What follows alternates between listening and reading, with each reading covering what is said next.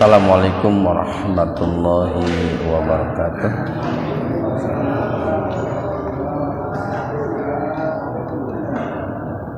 Nahmadullaha rabbal rahim. Asyhadu an la ilaha illallah wahdahu la syarikalah wa asyhadu anna Muhammadan abduhu wa rasuluh alladzi la nabiyya wa la rasula ba'dah. Hadirin ikhwatul iman, jemaah kuliah subuh, mudah-mudahan senantiasa diberikan kesehatan dan perlindungan Allah Subhanahu wa taala. Pada kesempatan subuh ini, kajian tafsir di Majelis Tafsir Iliyin ini mengkaji surat Al-Baqarah ayat 178. Al-Baqarah ayat 178 halaman 27. Halaman 27 Al-Baqarah 178. Kita bahas tajwidnya dulu. Ya mad wajib muttasil.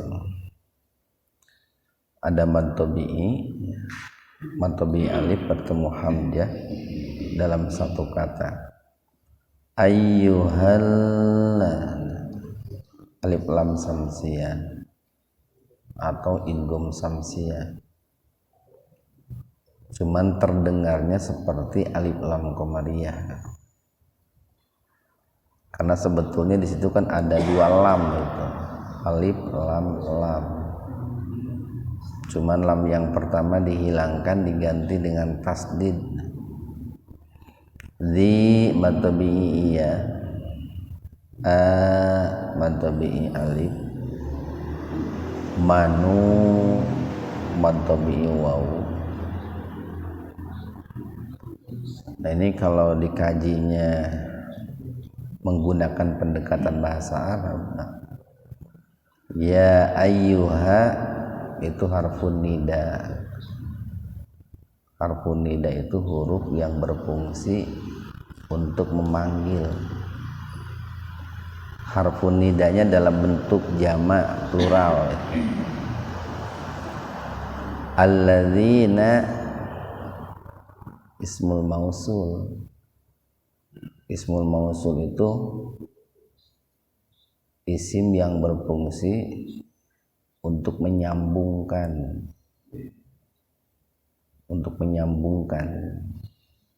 makanya artinya yang. Amanu fi'il madi, kata kerja untuk masa lampau atau kata kerja yang menunjukkan sudah dikerjakan dalam bentuk jamak karena ada waw dan alif itu. Artinya yang mengerjakannya bukan satu orang.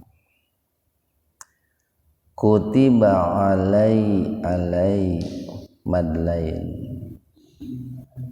Jadi dibacanya agak panjang tapi tidak sepanjang mad tabi'iyah.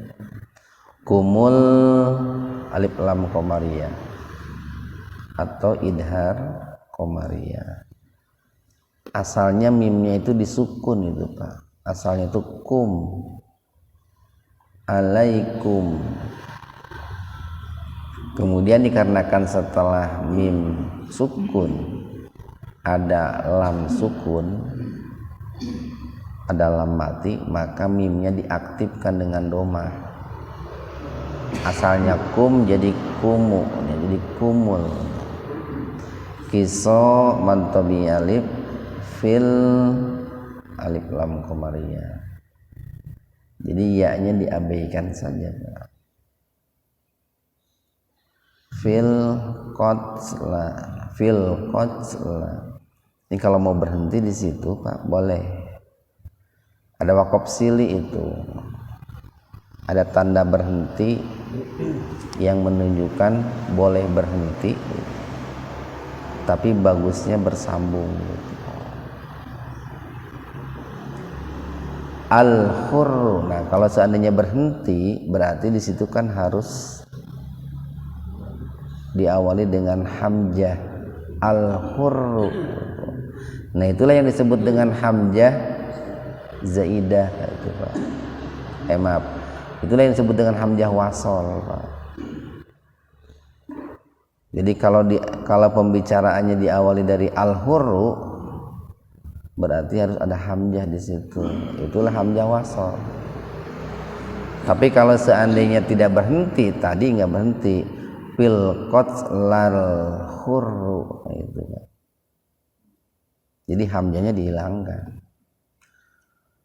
Al hurru bil alif lam qamariyah. Bil hurri wal alif lam qamariyah. Ab qalqalah sugro. Jadi huruf ba-nya dipantulkan secara ringan. Ab, nah itu. Bil alif lam qamariyah. Ab, nah qalqalah sugro. Wal alif lam qamariyah. Itu ihfa, tapi ihfanya ihfa akrob, dibaca samar tapi sepintas saja. Jadi nggak usah wal nggak usah begitu. Wal fa mad badal bil alif lam qamariyah ihfa akrob fa mad badal. Nah, al-hurru itu Pak isim itu. Isim. Bi harfu jar itu. Al-hurri ismul majrur itu. Jadi kenapa ra-nya dikasroh? Karena ada bi itu Pak.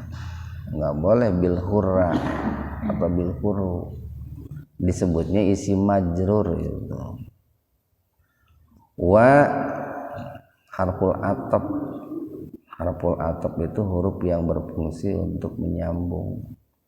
Wal abdu, nah itu isim. Bi harfu jar, al abdi isim majrur. Wal unsa, nah isim. Nah, cuman di sini kata unsa nggak bisa jadi ungsu, itu nggak bisa. Walaupun sebetulnya Pak, kalau di i'rab itu ya, itu harokat sa-nya itu di domah itu sebetulnya, fi mahali raf'i disebutnya itu. Cuman karena nggak bisa dirubah, jadi tetap saja ungsa. Kayak bil ungsa nggak bisa jadi bil ungsi. Nah, itu yang kemarin kita katakan isim mabni itu Pak. Kan ada isim mu'rab, isim yang harokat akhirnya bisa berubah. Ada isim mabni. Isim mabni itu isim yang harokat akhirnya nggak bisa berubah. Jadi nggak bisa bil ungsi gitu. Atau bil ungsu, nggak bisa. Walaupun ada bi gitu. Disebutnya mabni. Ikhwanu fiddin arsadakumullah. Al-Baqarah ayat 178 ini termasuk kategori ayat-ayat ahkam. Jadi ayat-ayat yang berbicara tentang hukum. Bahkan hukumnya pun termasuk kategori hukum pidana ini ya. Yang tentu walaupun dalam memahami Al-Quran kita bisa menggunakan beberapa pendekatan, tetapi akan lebih tepat itu jika ayat ahkam itu didekati dengan pendekatan hukum, dikajinya itu melalui pendekatan hukum. Nah, di dalam ayat ini Allah berfirman yang khitabnya itu ditujukan kepada orang-orang yang beriman, pada kita semua lah Pak. Jadi Allah memanggil kepada kita semua untuk menjelaskan kepada kita orang-orang beriman itu tentang hukum qisas ini Pak. Tentang hukum qisas. Ya ayyuha wahai sekalian alladzina yang atau orang-orang yang amanu beriman. Wahai orang-orang yang beriman kepada Allah, kepada para malaikat, kepada kitab suci, kepada para nabi, kepada hari akhir, kepada qada dan qadar gitu. Kutiba, telah ditetapkan. Nah, para ahli tafsir mengatakan bahwa kata kutiba di sini itu dimaknai diwajibkan. Jadi sesuatu yang hukumnya wajib itu tidak selamanya menggunakan kata wajaba. Seperti dalam ini, dalam ayat yang berbicara tentang saum. Ya ayyuhalladzina amanu kutiba alaikumusiyam. Kan enggak wujiba alaikumusiyam, enggak begitu. Tapi kutiba. Jadi telah diwajibkan kepada kalian, alaikum kepada kalian al-qisasu, qisas. Hukum qisas. Hukum qisas itu adalah hukum di mana itu seseorang itu dibalas dengan balasan yang setimpal. Hukum di mana seseorang yang melakukan kesalahan dibalas dengan balasan yang setimpal, itu qisas. Dalam hal apa? Fil qatla, yaitu dalam hal pembunuhan. Jadi hukum qisas itu sekali lagi nih Pak, itu hukumnya wajib itu. Kan ada kata kutiba itu. Hukumnya wajib. Nah, akan tetapi sekalipun hukumnya wajib, di sini kan perlu dijabarkan, Pak. Perlu dijabarkan dengan runut, dengan hati-hati, dengan teliti, supaya tidak terkesan bahwa hukum Islam itu kejam gitu. Atau tidak muncul sebuah kesimpulan yang keliru bahwa hukum Islam itu sadis gitu. Maka perlu ada penjabaran yang sistematis gitu. Nah, bagaimana penjabarannya? Pertama nih, kalau bicara pembunuhan itu, bicara pembunuhan, ini kan termasuk ranah pidana tadi Pak ya. Ini ayat ini nyambung dengan kasus yang sedang rame-ramenya sekarang tentang pembunuhan sahata, nah TV di media itu. Jadi kalau bicara pembunuhan itu kan para ulama membagi kepada 2 atau 3 Pak. Pertama ada qatlul imad ya. Qatlul imad itu adalah pembunuhan yang direncanakan, disengaja, dan dengan alat yang mematikan. Itu qatlul imad namanya. Jadi direncanakan, sengaja, menggunakan alat-alat yang mematikan. Umpamanya nih alatnya itu golok gitu, samurai, pistol, dan lain-lain yang mematikan itu Pak. Jadi dia punya niat. Nah, ini kata niat ini itu menjadi kata kunci itu Pak. Menjadi kata kunci seseorang itu nanti diqisas atau tidak. Jadi niat itu dalam kasus pembunuhan, perencanaan niat itu menjadi tolak ukur harus bagaimana seseorang itu dihukum itu. Nah, itu yang disebut dengan qatlul iman.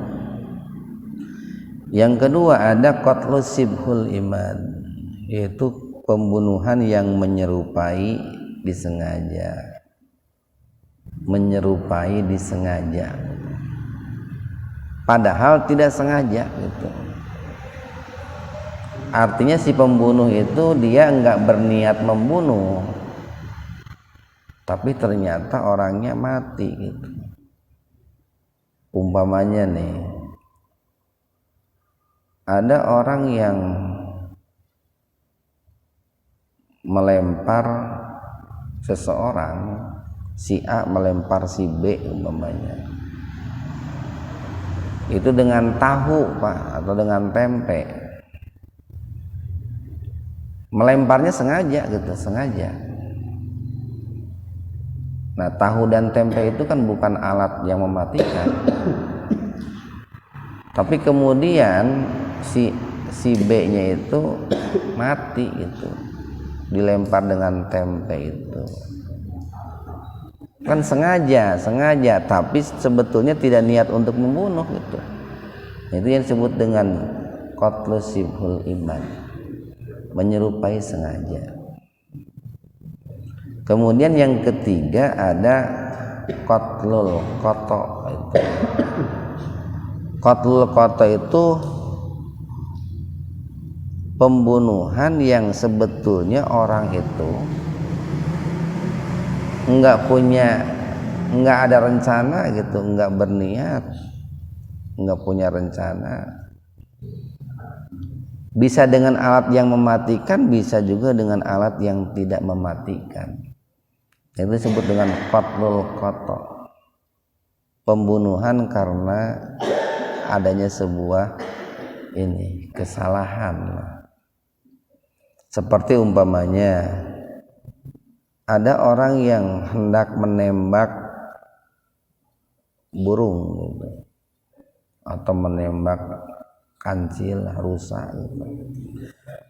Kemudian ternyata si kancilnya itu enggak kena gitu, enggak tertembak, tapi di belakang kancil itu ada orang gitu, yang tertembak malah orangnya. Nah, itu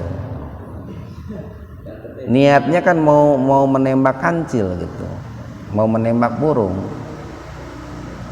tetapi karena burungnya enggak kena, yang kena itu malah orang. Nah, itu yang namanya qatlul qata. Jadi enggak punya rencana. Termasuk umpamanya orang itu sedang mengendarai motor gitu, dia enggak punya rencana untuk nabrak orang gitu, tapi kemudian ada orang yang tertabrak. Nah, itu qatlul qata. Kemudian yang tertabraknya itu meninggal, sama kan mati juga. Nah, itu ketiga kasus itu nggak bisa dihukumi dengan hukum yang sama itu Pak. Jadi nggak semua pembunuhan itu hukumnya harus diqisas, tidak. Harus dilihat juga satu niat, kemudian yang kedua alat yang digunakan, niat dan alat yang digunakan, termasuk usia itu perlu diperhatikan Pak. Nggak bisa seorang anak yang berumur 5 tahun kemudian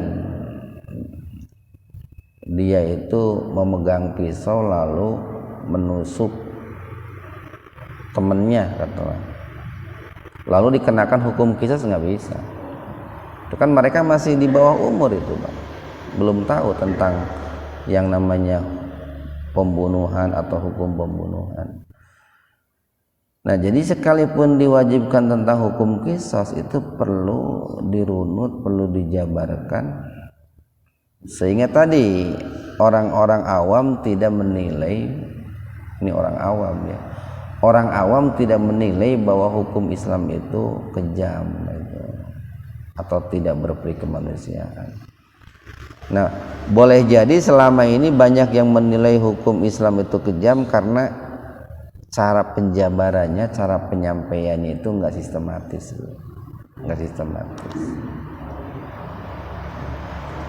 Nah, kita lanjutkan nih, nanti kita bahas lagi. Al-hurru, al-hurru, orang muslim yang merdeka. Ini kita batasi, Pak. Bicara hukum ini bicara hukum seputar kalangan orang-orang muslim. Al-hurru, orang muslim yang merdeka, bil hurri, dengan orang muslim yang merdeka. Maksudnya begini nih, jika ada seorang muslim, ada orang beriman yang merdeka, kemudian membunuh, kemudian dia membunuh, lalu yang dibunuhnya itu adalah seorang muslim yang merdeka juga, maka hukumannya jika terpenuhi syarat-syaratnya itu dikisos. Nah, cuman kan zaman sekarang istilah merdeka dan budak secara hukum kan sudah tidak ada yang namanya budak gitu, Pak. Jadi seorang muslim yang merdeka, dia membunuh dengan sengaja dan alat yang mematikan.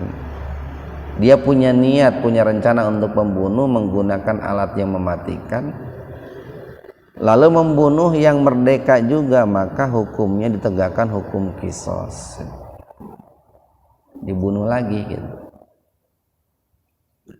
Wal abdu, wal abdu, dan seorang hamba. Nah, ini kebalikan dari al-hurru itu abdu, seorang budak. Seseorang dikatakan budak itu karena statusnya tidak merdeka, statusnya separuh dari orang yang merdeka. Seorang budak, seorang hamba sahaya, jika dia membunuh dengan sengaja dengan alat yang mematikan, bil abadi, dia membunuhnya seorang hamba, terlebih-lebih yang dibunuhnya itu orang yang merdeka, Pak, maka hukumannya itu adalah dikisos juga. Nah, di sini ada perbedaan nih, Pak, kalau baca dalam penafsiran para ulama. Kalau seorang yang merdeka membunuh hamba sahaya, itu si hamba sahaya tidak bisa menegakkan hukum kisos kepada yang merdeka, karena statusnya beda, Pak. Statusnya tidak sama. Sekali lagi nih, seorang yang merdeka, seorang majikan lah. Kalau zaman dulu itu kan ada majikan, ada budak. Seorang yang merdeka kemudian membunuh budaknya. Nah, maka si budak itu nggak bisa menegakkan hukum kisos kepada si majikan yang merdeka itu, karena statusnya beda. Tapi sebaliknya, seorang hamba yang membunuh majikan itu bisa dikisos itu, karena dari bawah naik ke atas itu, dari hamba membunuh orang yang merdeka, maka si yang merdekanya itu bisa menegakkan hukum kisos kepada hambanya itu. Nanti kita jelaskan lebih jauh. Wal unsa, wal unsa, dan seorang perempuan yang merdeka kemudian dia membunuh, bil ungsi, maka perlu ditegakkan hukum kisos. Nah, dalam hal ini perlu dikaitkan dengan hadis, Pak. Perlu dikaitkan dengan hadis.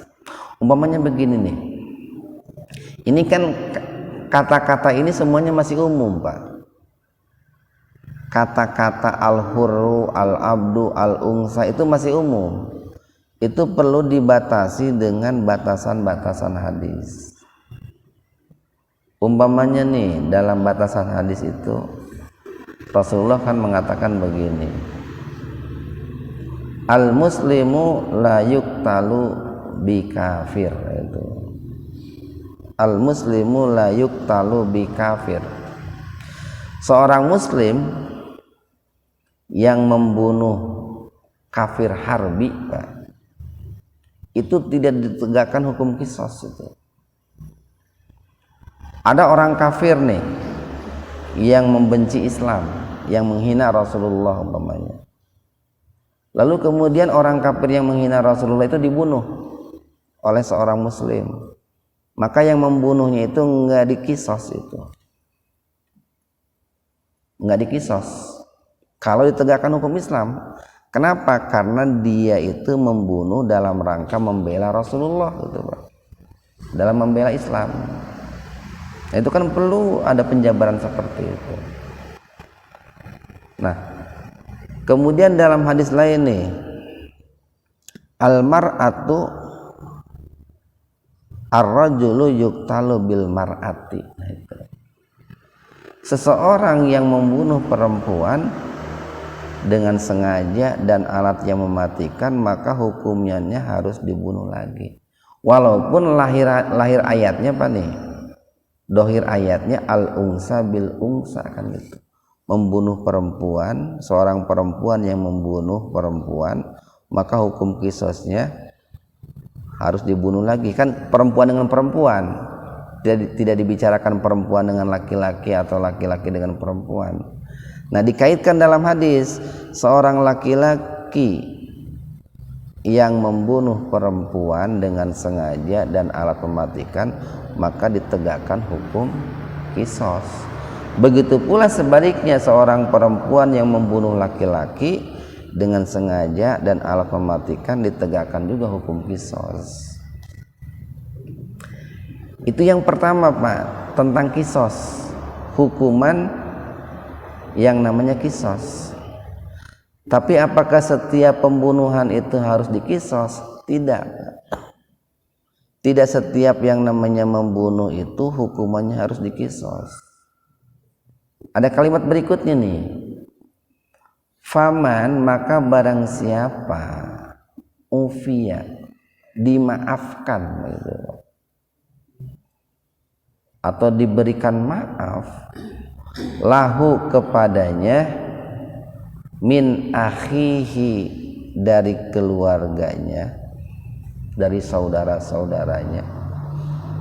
Jadi min akhihi sayun, fattiba'u, maka ikutilah, bil ma'ruf, dengan cara yang baik, wa adaun, dan bayarlah diyat, ilaihi, kepadanya, bi ihsan, dengan cara yang baik. Nah, jadi ketika ada orang itu membunuh, Pak, dengan sengaja dan dengan alat yang mematikan, hukuman pertamanya itu adalah diqisas, yaitu dibunuh lagi. Kecuali kalau keluarga si korban itu memaafkan, gitu, Pak. Sekali lagi, kecuali kalau keluarga si korban itu memaafkan. Tapi di sini Al-Qur'an menganjurkan untuk membayar diyat, Pak, membayar denda. Membayar denda. Umpamanya saat ayeuna nu kerame ngabunuh teh, tah si eta geuning, ayeuna kan keur lagi heboh itu.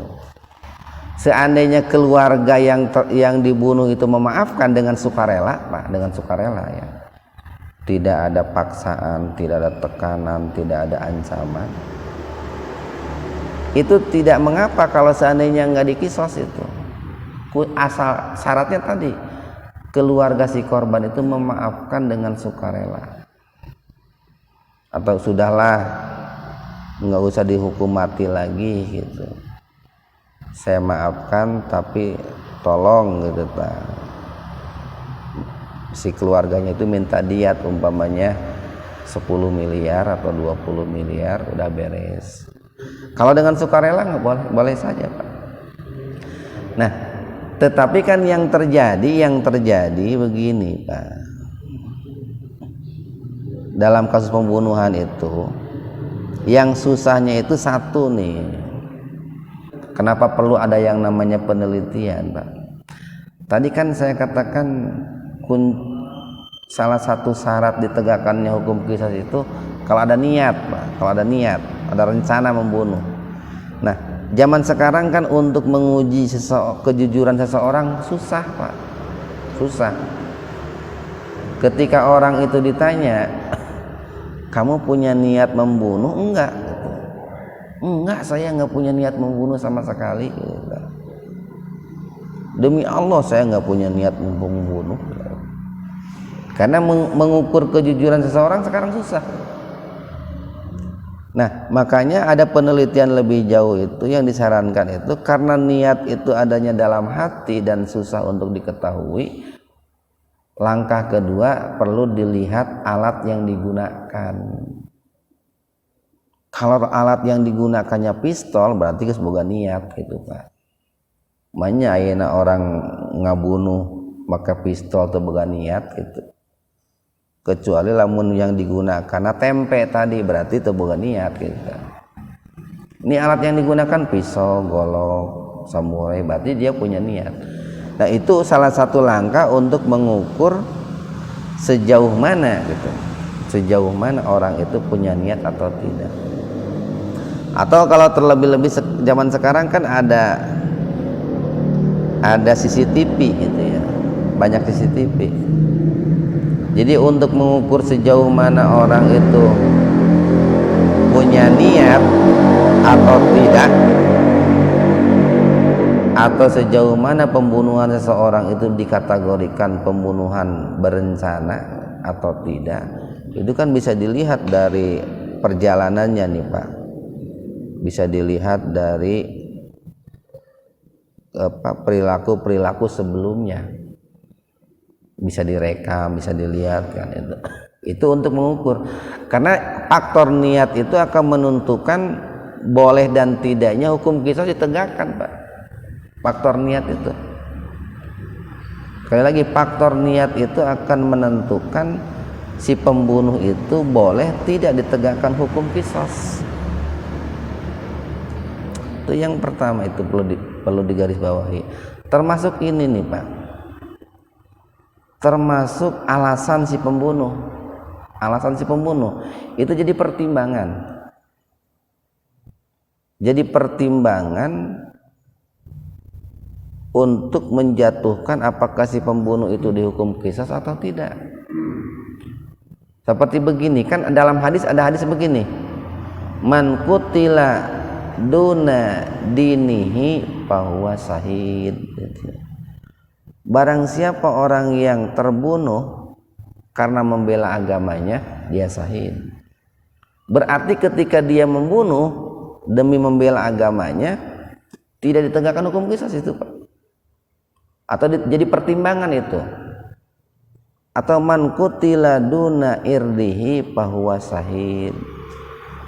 Barang siapa yang terbunuh karena membela kehormatannya, maka dia syahid. Nah, ketika dia membunuh orang yang mau memperkosanya, jadi pertimbangan itu Pak. Ada seorang perempuan nih mau diperkosa, lalu dia melawan dengan pisau atau dengan golok. Kemudian si pemerkosanya mati. Nah, ketika si pemerkosanya mati, itu akan menjadi bahan pertimbangan si perempuan ini diqisas atau tidak gitu. Kan dia membela kehormatan Pak. Atau man qutila duna malihi fahuwa syahid. Barang siapa yang membunuh karena membela hartanya, umpamanya ada orang yang dirampok, dicuri, kemudian si pencurinya ketangkap, dibunuh. Nah, ini si pembunuh ini dihukum qisas atau tidak, itu jadi pertimbangan itu. Jadi tidak semua kasus pembunuhan itu mesti diqisas. Tapi perlu juga dilihat bagaimana kronologinya, bagaimana alat yang digunakannya. Nah, itu akan menjadi pertimbangan-pertimbangan. Salah satunya tadi pertimbangan membela harta, pertimbangan membela agama, pertimbangan membela kehormatan, termasuk pertimbangan membela alat yang digunakan. Nah, jadi yang kedua Pak, di samping menggunakan hukum kisos, ada hukum alternatif. Hukum alternatif itu apa? Membayar diat, membayar denda kepada keluarga terbunuh. Itu manakala keluarga yang membunuhnya itu memaafkan, itu Pak. Tentu memaafkan dengan sukarela, tanpa ada penindasan, tanpa ada teror, tanpa ada ancaman. Nah, ini pun kan perlu diteliti lagi nih, perlu ditelusuri. Si keluarga terbunuh itu memaafkan atau meminta diat itu karena diteror atau bagaimana Pak? Kan seringkali zaman sekarang begini, ketika ada keluarga yang dibunuh, ada seseorang yang dibunuh, keluarganya itu awalnya menuntut untuk ditegakkan hukum mati. Tapi sebulan kemudian selama proses berlangsung, tiba-tiba memaafkan atau menerima untuk dibayar diat, denda. Nah, ketika si keluarga korban itu memaafkannya itu dengan sukarela atau karena ancaman itu. Kalau memaafkannya karena ancaman itu nggak bisa. Tapi kalau memaafkannya karena dasar sukarela, ya udahlah, ini kan takdir gitu. Kemudian si pembunuh juga dia punya anak 12 betul. Lalu tikene itu. Pamajikana opat parabanen gitu. Terus lah ini terus terjadi gitu. Tapi saya minta tebusan 2 miliar. Nah, itu kalau dengan sukarela begitu, itu boleh Pak, kisos itu diganti dengan membayar diat itu. Tapi kuncinya keluarga betul-betul melakukannya dengan sukarela. Wah, berarti kan di sini perlu ada ini Pak. Perlu ada yang namanya orang yang ahli komunikasi itu. Perlu ada orang yang punya keahlian dalam melobi di situ. Bagaimana supaya si keluarga itu memaafkan tanpa harus adanya tekanan, kan gitu. Itu oleh pihak-pihak tertentu dijadikan sebuah celah untuk melakukan hal itu. Kemudian ya yang ketiga nih Pak, yang ketiga ini alternatif dan dilakukan juga oleh para sahabat, yaitu membayar takjir. Membayar takjir.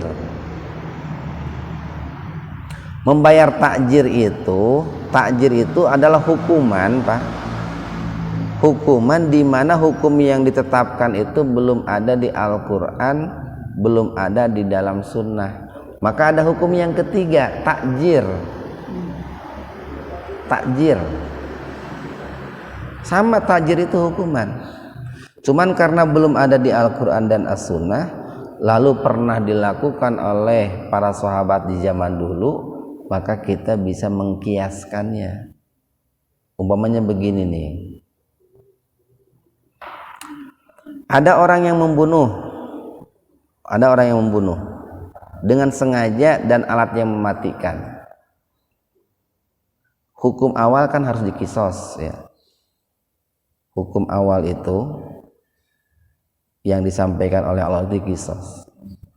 Kemudian hukum yang kedua, kalau keluarga memaafkan kemudian membayar diat, denda, itu boleh kisosnya jadi batal. Nah, takjir itu salah satu adalah ini keputusan yang diambil oleh hakim Pak. Ini si hakim ini sudah menetapkan bahwa hukumnya itu kisos. si ini harus dikisos karena persyaratan untuk dikisos sudah memenuhi. Tapi keluarga memaafkan nih dengan syarat bayar diat. Di situ harus perlu kepintaran yang namanya hakim. Di satu sisi hakim sudah memutuskan dikisos, di sisi lain keluarga menuntut untuk dimaafkan, maka ada yang namanya takjir. Bagaimana jalan tengahnya itu? Salah satunya adalah dengan takjir. Takjir itu macam-macam itu, Pak. Umpamanya bisa dengan cara dipenjara. Dipenjara itu takjir itu. Atau dengan cara diasingkan itu mah. Sudahlah, orang ini karena sudah membunuh, sementara keluarga terbunuh memaafkan, diusir sajalah dari Kabupaten Bojong Soang atau dari negara Indonesia. Itu takjir itu kan. Di penjara itu kan tidak ada dalam Al-Quran orang yang membunuh di penjara, kan nggak ada. Allah tidak mengatakan bahwa yang membunuh itu di penjara. Yang Allah katakan itu satu dikisos, dua bayar diat. Cuma dua pilihan itu. Nah, kalau terjadi kasus seperti tadi, hakim sudah memutuskan untuk dikisos, sementara keluarga meminta diat baru dimaafkan, maka ada hukum alternatif, yaitu takjir itu. Nah, jadi kalau selama ini nih hal itu dilakukan dengan baik, itu tidak mengapa. Cuman yang terjadi zaman sekarang kan tidak seperti itu. Ada kalanya nih orang dibunuh dengan sengaja dan alat yang mematikan. Keluarganya menuntut untuk dihukum mati, gitu ya. Keluarganya menuntut untuk dihukum mati, kemudian dipenjara. Nah, itu yang keliru, Pak. Itu yang keliru. Jadi sudah jelas orang itu membunuh, bahkan pembunuhannya pun dilakukan dengan rencana yang matang gitu. Lalu ketangkap orang yang membunuhnya itu. Kemudian keluarga si terbunuh itu menuntut untuk ditegakkan hukum mati. Malah divonis hukuman 10 tahun penjara. Nah, itu yang menyelisihinya itu. Jadi boleh, Pak, boleh tidak dihukum mati asalkan keluarganya itu memaafkan dengan penuh sukarela. Tapi di sini kan Allah menganjurkan wa adaun ilaihi bi ihsan, berilah diat. Diat itu semacam tebusan, Pak, dengan cara yang baik. Jadi si keluarga menetapkan tebusan dengan cara yang baik, si pembunuh pun membayar tebusan dengan cara yang baik. Dalika yang demikian itu takhfifun. Naon takhfif itu? Keringanan, Pak. Yang demikian itu keringanan mirabbikum, dari Rabb kalian, warahmah, dan juga rahmat. Kasih sayang itu, Pak. Orang yang membunuh dengan sengaja, dengan berencana, dengan alat yang mematikan, tapi si keluarga memberikan maaf, itu kata Allah boleh dengan cara membayar diat itu. Itu kan sebuah keringanan yang sangat luar biasa, Pak. Ketika keluarga itu memaafkan itu. Nah, cuman kalau dikenakan hukum takjir itu ada kifarat, Pak. Para ulama menetapkan ada kifarat. Jadi keluarga memaafkan, maka si pembunuh itu satu bayar diat, Pak, kepada keluarga sejumlah uang, sejumlah harta, atau dia itu bayar kifarat puasa 2 bulan berturut-turut. Nah, sebetulnya kan tidak ada dalilnya dalam Al-Quran harus puasa 2 bulan berturut-turut. Tidak ada itu dalilnya itu, Pak. Makanya yang namanya takjir itu hukuman yang sebetulnya hukuman itu tidak ada dalam Al-Quran dan Al-Hadis, tapi pernah dilakukan di zaman para sahabat dulu. Itu namanya takjir itu. Di antaranya adalah puasa 2 bulan berturut-turut atau memerdekakan hamba sahaya, Pak. famani tada, maka barang siapa yang melampaui batas ba'da dzalika, setelah itu, falahu, maka baginya adzabun alim, siksa yang sangat pedih. Maksudnya begini nih ya, ada orang yang sudah ada keluarga korban Pak nih. Keluarga korban itu dia memaafkan dengan syarat si pembunuh membayar diat sejumlah uang. Lalu si pembunuh itu membayar diat Pak, katakanlah membayar 2 miliar atau 10 miliar. Tapi sebulan kemudian si keluarga itu malah menghabisi si pembunuh. Engkau dulu sudah perjanjian, saya maafkan tapi bayar 10 miliar. Setelah dibayar 10 miliar malah dibunuh lagi. Nah itu berarti itu melampaui batas itu Pak, melampaui batas. Dia sudah menyelisih perjanjian. Maka orang yang seperti itu nah diancam oleh Allah, falahu adzabun alim. Kan ada orang itu kumaha carana ya si jalma eta sudah membunuh keluarga saya, tapi bagaimana supaya duitna benang, nyawakna benang gitu. Pinta dulu duit 10 miliar, setelah dibayar 10 miliar dibunuh. Nah itu melampaui batas itu Pak, dia sudah menyelisih perjanjian. Nah itu salah satu hal yang perlu kita ketahui terkait dengan hukum qisas yang berkaitan dengan nyawa. Sebetulnya hukum qisas ini tidak hanya sebatas nyawa Pak. Kalau dikaitkan umpamanya dengan surat, nanti bisa Bapak dalami itu, dikaitkan dengan surat Al-Maidah itu Pak, ayat 45 itu.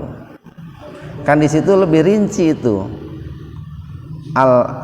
Al-angfu bil angfi kan gitu Pak. Al-udhunu bil udhuni ya itu. As-sinnu bis sinni.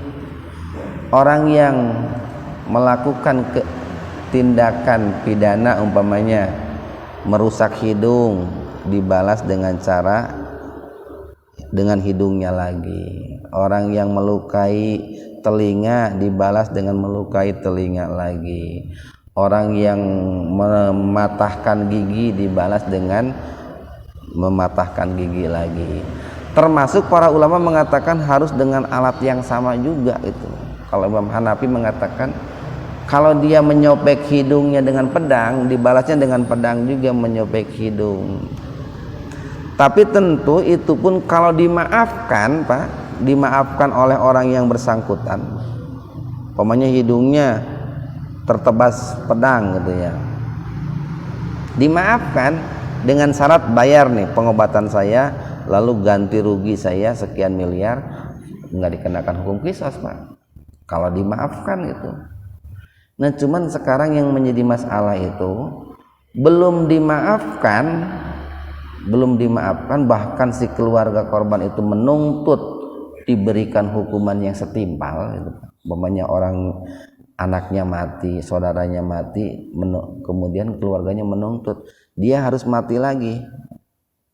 Setelah ditelusuri, wah ini pembunuhan berencana, alatnya pun mematikan. Nah, yang salah itu enggak ditegakkan hukum qisas itu. Yang salah itu. Mestinya kalau keluarga itu tidak memaafkan dan menuntut hukum qisas, harus ditegakkan hukum qisas itu.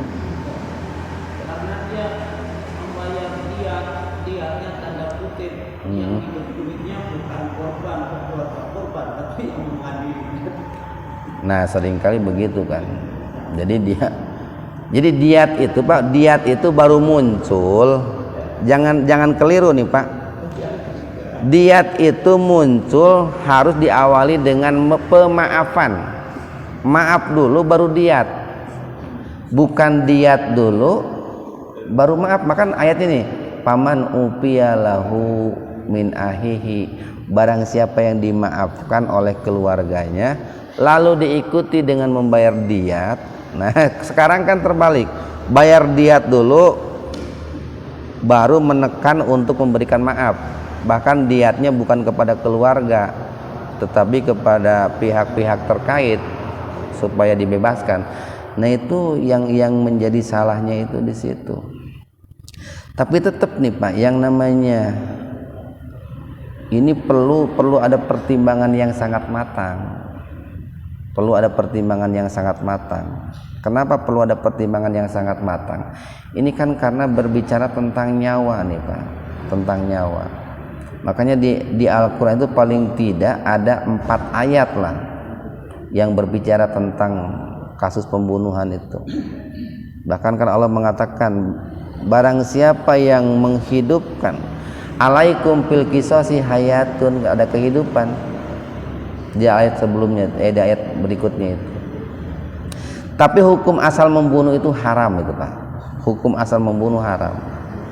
Boleh membunuh itu kalau terpenuhi syarat-syarat orang itu boleh membunuh.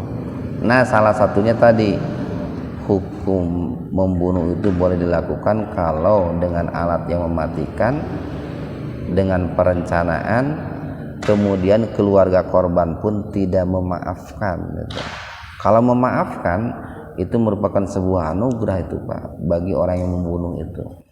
Mudah-mudahan ada hikmah dan manfaat untuk kita semua. Wabillahi taufiq wal hidayah. Assalamualaikum warahmatullahi wabarakatuh.